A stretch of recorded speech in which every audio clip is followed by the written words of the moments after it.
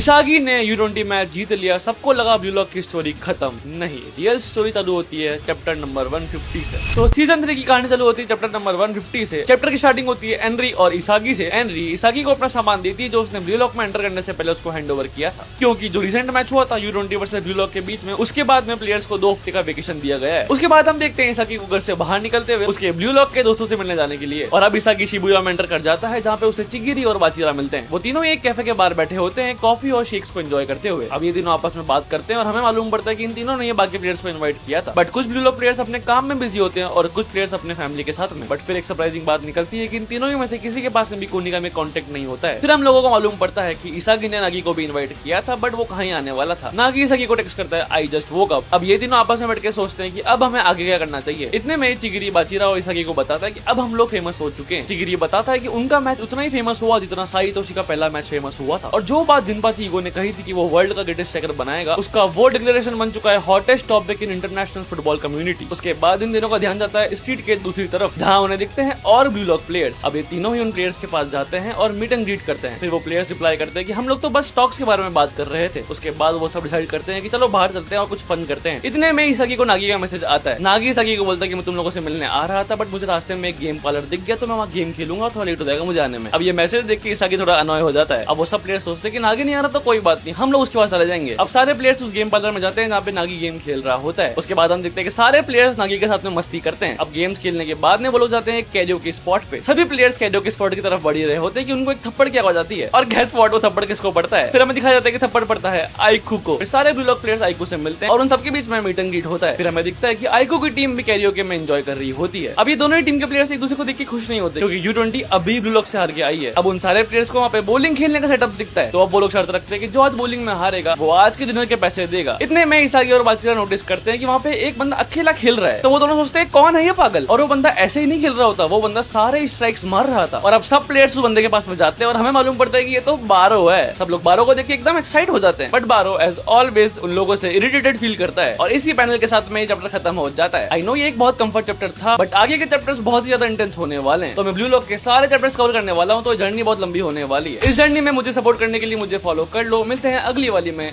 चाओ।